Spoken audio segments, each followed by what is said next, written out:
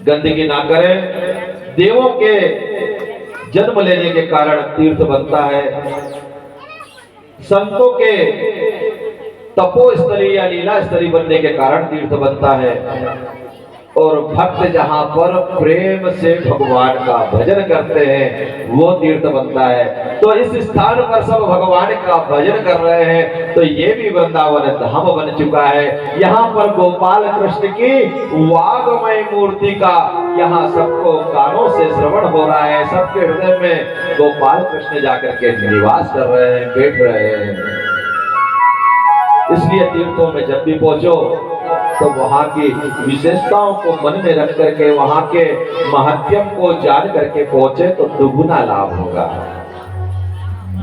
युधिष्ठिर ने जब तीर्थों के बारे में पूछा तो विदुर जी बताने लगे। धृतराष्ट्र और गांधारी को पता चला कि विदुर जी आए हैं। विदुर जी गए, अपने बड़े भाई से और भाभी से मिले, उनको प्रणाम करा, उन्हीं के साथ बैठे, मंत्रणा आदि करी। जब रात्रि के समय देखा कि धृतराष्ट्र के पास कोई नहीं है तो कुछ कड़वी बात कही। कड़वी बात कैसी? ऐसी कड़वी बात की मन जो है ना मोह नहीं त्यागता। तो विदुर जी ने कहा, क्या पड़े भैया, आप स्वयं को जानो तो सही कि पहले आप राज्य का लोभ लेते रहे, फिर अपने बच्चों को राजा बनाने में लग गए, और उसके बाद में आज आपका कोई भी पुत्र नहीं है, कोई भी बच्चा नहीं है, तब भी आप राज्य के भोग युधिष्ठिर के द्वारा प्राप्त कर रहे हैं। आपको लज्जा नहीं आती? इस तन का त्याग कर दें, क्योंकि ये तन तो अपना है ही नहीं। तो कम से कम जरा विचार तो करें कि भजन कर ले, परमात्मा को प्राप्त कर ले। एक बार भजन कर ले, मुक्ति का जतन कर ले, कट जाएगी 84 हरि का सुमिरन कर ले। एक बार भजन कर ले। जब इस प्रकार से कहा तो उनके अंदर विवेक जागृत हुआ। कई बार ऐसा होता है कि वैराग्य और विवेक कड़वी वाणी से जागता है। अगर तुलसीदास को उनकी पत्नी कड़वी वाणी नहीं कहती तो वो तुलसीदास नहीं बनते। अगर कड़वी वाणी वाल्मीकि जी को ना मिलती, उनके बच्चों ने कहा कि हम तुम्हारे भोग जरूर लेते हैं, लेकिन ये तो तुम्हारा कर्तव्य है, हम तुम्हारे पाप में थोड़ी शामिल होंगे। तो वे वाल्मीकि बन गए। कर्म अपने साथ होते हैं, और कड़वा वचन जो होता है ना, दुख जो होता है ना, ये अंदर के वैराग्य को जागृत कर देता है। और जब वैराग्य जागृत होता है तो ज्ञान उपज जाता है, और ज्ञान जब उपज जाता है तो भक्ति की तरफ मन चलता है। गांधारी, धृतराष्ट्र ये चले, रात वन को चले गए, जाकर के देह का त्याग किया। विदुर जी ने युधिष्ठिर को सारी बात बताई थी, लेकिन ये बात नहीं बताई थी कि उद्धव जी ने उन्हें बताया है कि भगवान श्री कृष्ण अपने लीला का संवरण करके धराधाम से अपने धाम को पधार गए हैं, गोलोक धाम को पधार गए हैं। यह बात नहीं बताई थी, क्योंकि उन्हें मालूम था कि अगर मैं यह बात बताऊंगा तो युधिष्ठिर विचलित हो जाएंगे। परीक्षित कुछ बड़े हुए, कलयुग के प्रभाव दिखने लगे। कलयुग के प्रभाव ऐसे हैं कि जिन्हें देख करके डर लगता है। वे कलयुग के प्रभाव जब संसार में दिखने लगे तो युधिष्ठिर के मन में विचार आया कि मेरा मन क्यों बार बार सशंकित होता है, मुझे ऐसा क्यों लगता है कि अब कुछ अच्छा नहीं रहा। यहां अर्जुन गए हुए थे भगवान श्री कृष्ण से मिलने के लिए। जब अर्जुन आए तब उन्होंने बताया कि भगवान अपनी लीला का संवरण करके इस धराधाम को त्याग करके अपने गोलोक को चले गए हैं। युधिष्ठिर के मन में भयंकर पीड़ा हुई और उन्होंने शीघ्र से राज्य परीक्षित को दे दिया, और परीक्षित को राज्य देकर के स्वयं वन जाने की, स्वर्ग जाने की तैयारी करी। क्योंकि पांचों भाई देवताओं के अंश थे, इसलिए स्वर्ग को गए और स्वर्ग को सशरीर जाने लगे। सभी भक्त जानते हैं कि पांचों भाई जब स्वर्ग को चले तो अपने अपने स्थान से एक एक गिरता चला गया। किस कारण से गिरा, लंबी कथा हो जाएगी, लेकिन केवल युधिष्ठिर ही अपने श्वान के साथ स्वर्ग तक पहुंचे। जब इस प्रकार द्वारका में भगवान श्री कृष्ण ने और हस्तिनापुर क्षेत्र में अर्जुन आदि भगवान के भक्तों ने अपनी लीला का संवरण कर दिया, तब महाराज परीक्षित हुए। महाराज परीक्षित बड़े धर्म के मर्मज्ञ थे, जानने वाले थे, और उन्होंने अश्वमेघ यज्ञ करे 3 बार। एक बार की बात है कि वे अपनी सेना के साथ दिग्विजय के लिए निकले। दिग्विजय करके जब लौट रहे थे तो उन्हीं की जो सेना की छावनी बनाई जाती है उसके पास रात्रि के समय घूमने को निकले। घूमते घूमते भोर का समय प्रातः हुआ ही देखते हैं कि एक काला और कुरूप व्यक्ति एक बैल को और गाय को हल में जोते हुए है और उसको सोटा मार रहा है, गाय को लात मार रहा है। राजा ने अपना धनुष बाण उठा लिया और धनुष बाण उठा करके उसको मारने को उद्यत हुए कि तो गाय को मारता है। जब इस प्रकार से उन्होंने देखा तो वो जो व्यक्ति था वो कलयुग ही था, जो गाय और बैल को त्रास दे रहा था। बैल डर के मारे मलमूत्र का त्याग कर रहा था, मात्र एक चरण उसका रह गया था और उसके बाद भी उसको कोड़े पड़ रहे थे।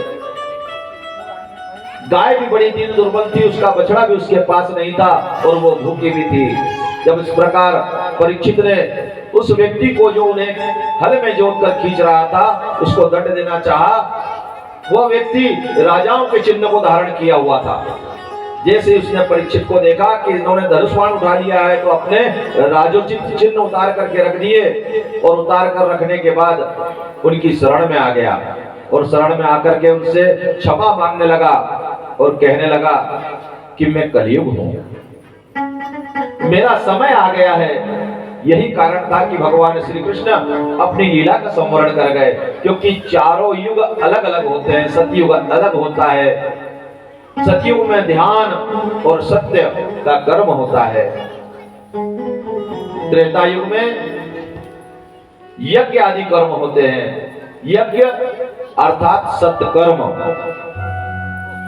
तो त्रेता युग में सत्कर्म होते हैं, द्वापर में भजन होता है और कलयुग में तो नाम का आधार होता है। कलयुग ने जब इस प्रकार से कहा, अपने बारे में उन्हें बताया कि आने वाले समय में लोगों की बुद्धि बड़ी छोटी हो जाएगी, बावली हो जाएगी। वे लोग भजन और वेद श्रवण नहीं कर पाएंगे, यज्ञ याग आदि नहीं कर पाएंगे, तब मेरा आना जरूरी है।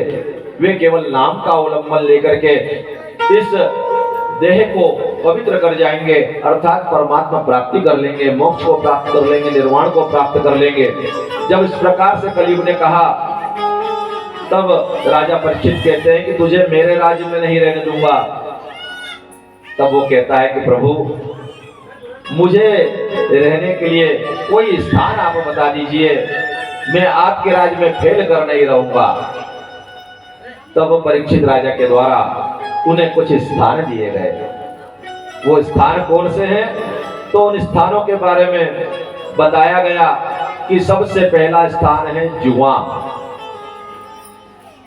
दूसरा स्थान है मदपान, तीसरा स्थान है स्त्री प्रसंग।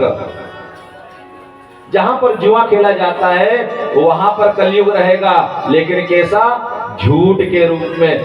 कलयुग झूठ के रूप में जुए में ही निवास करता है। जहां पर मदपान होगा वहां पर अहंकार के रूप में कलयुग निवास करता है। और जहां पर स्त्री प्रसंग होता है वहां आसक्ति के रूप में कलयुग निवास करता है, और जहां पर हिंसा होगी वहां पर निर्दयता के रूप में कलयुग निवास करता है। ये 4 स्थान दे दिए गए कलयुग को। हिंसा, स्त्री प्रसंग, अर्थात स्त्री प्रसंग का मतलब धर्मयुक्त स्त्री प्रसंग नहीं, जिन्हें हम वेश्यालय कहते हैं या वेश्यावृत्ति कहते हैं, वह स्थान। मद्रालय और द्रुत का स्थान। कलयुग कहने लगा महाराज ये चारों जगह तो आपने ऐसी बता दी है कि इन चारों जगह पर तो कोई अच्छा आदमी आएगा ही नहीं साहब, फिर हम कैसे प्रवेश करेंगे कि हम कोई अच्छा काम भी कर लें। हमने तो कहा है कि नाम लेने वाला ही कलयुग में चढ़ जाएगा,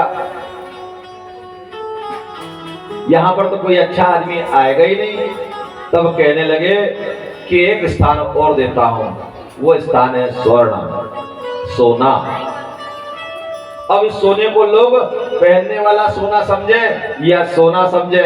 डोंगरे जी महाराज तो कहते हैं कि कलयुग का निवास सैया में है, क्योंकि व्यक्ति सैया में होता तो अधिक पाप करता है। और कलयुग का निवास हम देखें किसी के पास सोना हो या ना हो, लेकिन सोने के पलंग आजकल घर में 24 घंटे पड़े रहते हैं। हमारे बुजुर्ग जो थे ना वो घर में खटिया रखते थे, सवेरे उठे और खटिया खड़ी कर देते थे। बैठने उठने के लिए भी दरी और चटाई होती थी। आजकल तो जिसके घर में पलंग है उसने बिछा के रखा है, अर्थात सोने की व्यवस्था करके रखी। और जिसके घर पलंग हमेशा बिछा रहेगा उसके घर कोई ना कोई बीमार रहेगा। बोलो जय श्री कृष्ण। अगर आपने पलंग बिछा के रखा है तो ये मान के चलो आपने बीमारी को निमंत्रण दे करके रखा है। और क्या कह के रखा है? जल्दी से आ जा, जल्दी से आ जा। अब रोज कहते हैं आज जो जल वर्षण कल हो गया, उसका कारण क्या? उसका कारण भी ये हमारे पंडित जी बार बार बोलते थे कोई विघ्न ना आए, कोई विघ्न ना आए। अरे मैंने कहा महाराज विघ्न को याद भी मत करो, ये प्रकृति है, जैसा बोलो वैसा उगा देती है, उल्टे और सीधे दोनों भी उगा देती है। मैं बहुत बड़ी बात बताने जा रहा हूँ, संकल्प की शक्ति, आपके विचार की शक्ति बताने जा रहा हूँ मैं। आपके विचार क्या होते हैं इस बात को समझे। इस बात को अगर गहराई से समझ लिया तो आपके जीवन में कोई भी ऐसी घटना जो आप नहीं चाहते वो नहीं होगी। हम लोग बार बार विचार करते हैं, अगर हमने बुरा विचार करा तो जरूर होगा। आप बार बार बोलते हैं ऐसा ना हो, प्रकृति इस बात को नहीं समझती। यह अचेतन है ना, परमात्मा का जो खेत है, इसमें आपके विचार संकल्प बनते हैं और वो आपके साथ घटित होते हैं। आपने जो सोचा भले ही ऐसा सोचा हो कि ऐसा ना हो, लेकिन वो होगा। क्योंकि खेत में अगर कोई उल्टा बीज बो दे तो उगता नहीं है क्या? उगता है ना। अगर बीज उल्टा बो दिया तो उगेगा ना। वैसे ही प्रकृति में जो आप सोचोगे कि ऐसा ना हो तो भी हो जाएगा। ये हमारे विचारों से ही सारी बातें निकलती है, क्योंकि विचार और संकल्प ही भगवान की शक्ति है। संकल्प से तो सारे संसार का निर्माण हुआ। तो जरा विचार करें कि आपको कैसा विचार करना है। आपको हमेशा अच्छा विचार करना है, कैसी भी स्थिति में हो। जो हम भगवान की पूजा में दीपक जलाते हैं ना, क्यों जलाते हैं? क्या कारण है? अरे दीपक जलता है तो कैसी भी हवा आनी आए लेकिन वो ऊपर की तरफ ही चलता है। अरे ये जीवन का दीपक एक बार जल गया है तो फिर क्यों बुरी बात सोचना। हमेशा अच्छे ही अच्छा सोचो, अच्छे ही अच्छा होगा। बोलो जय श्री कृष्ण। और जो जय श्री कृष्ण नहीं बोले तो जो जय श्री कृष्ण बोल रहा है, बोलने वाले के पाप नहीं बोलने वाले के सर पे बैठ जाए। बोलो जय श्री कृष्ण। श्री का मतलब राधा रानी सरकार, श्री का मतलब सीता जी, श्री का मतलब लक्ष्मी जी, श्री का मतलब माता गौरा। जब हम श्री लगाते हैं तो भगवती का नाम हो जाता है, और पीछे जिसका लगा दो नाम वो संग हो जाता है। श्री नारायण बोल दिया तो लक्ष्मी नारायण हो गया, श्री राम बोल दिया तो सीताराम हो गया, जय श्री कृष्ण बोल दिया तो श्री राधा रानी सरकार का नाम हो गया। तो इस बात का ध्यान रखें कि हम अगर शुभ शुभ बोले और शुभ शुभ सोचें। आप देख लेना जिनके जीवन में भी कोई कठिनाई आई है, बहुत पहले से उनके विचार बदलने लगते हैं। विचार बदलने लगते हैं, उनको बुरे बुरे विचार आने लगते हैं। और अगर बुरे विचार आ रहे हैं तो आप यज्ञ याग जप तप पूजन नियम करें और अपने संकल्पों को बदले, संकल्पों को बढ़ाएं। यद्यपि जैसी हो भवितव्यता तैसी बने सहाय, आप ही पहुंचे ताई पही ताई कहां ले जाए। जैसा भविष्य में घटना होता है वो तो होकर रहता है, लेकिन हम उसको आमंत्रित अगर करते तो जल्दी हो जाता है। हमारा आमंत्रण नहीं होना चाहिए, हम अपने लिए आमंत्रण करते हैं, व्यक्ति अपने लिए ही गड्ढा खोदा करता है। आधे लोग तो जीभ से गड्ढा खोद लेते हैं। अब कोई पूछेगा पंडित जी कैसे बोल रहे जीभ से गड्ढा खोद लेते हैं? अरे जीभ से तरह तरह की चीजें खा के, भक्ष अभक्ष खा के, जो नहीं खाना वो भी खा के जीभ से गड्ढा खोदा करते हैं अपने लिए। फिर क्या होता है? फिर हो जाते हैं बीमार, फिर हो जाते हैं तरह तरह के रोग के रोगी। तो हमें संकल्प शुभ करना है, ऐसे संकल्प ना करें जो हमारे खराब हो। इस बात का हमको हमेशा ध्यान रखना है। और संकल्प अगर अच्छे रहेंगे तो आपके साथ जीवन में हमेशा अच्छा होगा। इसलिए शुभ सोचे शुभ करें। यहाँ पर राजा परीक्षित को लगने लगा था बार बार कि कलयुग आ रहा है, कुछ ना कुछ ऐसा होने वाला है कि जिसके कारण जीवन में बड़ा परिवर्तन होगा। और यहाँ कलयुग ने स्वर्ण में रहने का उनसे वरदान मांग लिया। एक दिन राजा परीक्षित शिकार खेलने के लिए गए। यूं तो वो शिकार खेलते नहीं थे, लेकिन एक दिन अपने कोषागार में गए, वहां पर उन्हें एक मुकुट दिखाई पड़ा। और वो मुकुट देख करके, बड़ा सुंदर मुकुट था, उस मुकुट को देखा था। उस मुकुट को एक संदूक में रख दिया था और ऊपर भीम की गदा रखी हुई थी। उस संदूक में से मुकुट को निकाला, देखा तो बड़ा सुंदर था। आज इच्छा हुई कि इसको साफ करूंगा, मैं पहनूंगा। पहन करके निकले, ले जाते हैं तो जैसे ही उसको पहना और पहन करके आगे बढ़े तो बोले आज शिकार खेलने जाएंगे। भाव बदल गए, चीजों से भाव बदलते हैं। कल बताया था कि अन्न से भाव बदलते हैं, जल से भाव बदलते हैं, वस्त्र से भी भाव बदलते हैं। इसलिए कहा गया कि दूसरे के वस्त्र मत पहनो। अभी कोरोना काका आया था, सबको बता के गया कि दूर रहो, घर में हाथ पांव धोकर के घुसो। ये पहले कहा करते थे बूढ़े बुजुर्ग कि भैया घर में हाथ पांव धोकर घुसो, आपके साथ क्या पता कौन कौन सी चीजें आ जाती है। घर के बाहर पहले पानी रखा जाता था हाथ पांव धोने के लिए, आज भी कई घरों में रखा जाता है। क्यों? क्योंकि आपके साथ कितनी चीजें आ रही, किसकी दृष्टि आ रही, किसकी हवा आ रही, किसका विचार आ रहा है, किसी की बद्दुआ भी आ रही हो सकती है। इसीलिए तिलक लगाया जाता है कि आप तिलक लगा लो, कोई आपको कुदृष्टि से देखेगा तो आपके भाल पे जैसे ही पड़ेगा यहाँ पे रखा रह जाएगा, आपके आकर्षक उसको रोक कर रख लेगा। जैसे ही आप तिलक धोएंगे तो आपके ऊपर लगी हुई सारी दृष्टि क्षय हो जाएगी। जो जो आपको कुविचार दिए होंगे, जिसने कुविचार से आपको देखा होगा, वो सब नष्ट हो जाएगा।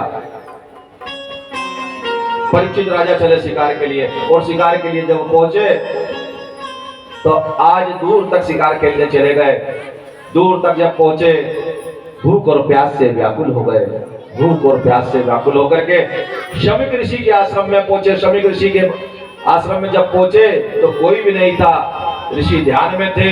कई लोगों का ऐसा भाव आता है कि ये तो हमको देख करके धर्मात्मा बन रहे हैं। अक्सर कलयुग का प्रभाव यही है कि कोई भक्त को दूसरा भक्त नहीं पहचान पाता, क्योंकि भक्त को पहचानने के लिए, संत को पहचानने के लिए स्वयं को संत बनना पड़ेगा। अगर हम कुटिल हैं तो संत को भी कुटिल समझेंगे।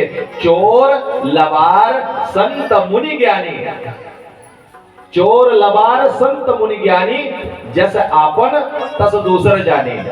जैसे खुद होते हैं ना, वैसे ही दूसरे को समझते हैं। चोर दूसरे को चोर समझता है, झूठा दूसरे को झूठा समझता है, और संत दूसरे को संत समझता है। तो संत को पहचानने के लिए स्वयं को संत बनना पड़ेगा। अगर हम संत हैं तो संत को पहचानेंगे, और अगर हमारे अंदर दुष्टता भरी है तो कोई भी सामने बैठ करके कैसा भी भगवान का नाम ले, वो भी दुष्ट ही नजर आएगा। राजा परीक्षित देखते हैं तो एक सर्प वहां पर मरा पड़ा है। बारंबार विचार करते हैं कि ये मेरे को देख करके संत बन रहे हैं, ये मुझे देख करके महात्मा बन रहे हैं, ध्यान में लगे हुए हैं। तो वे अपने धनुष बाण की टोक से उठा करके एक मरा हुआ सांप डाल देते हैं।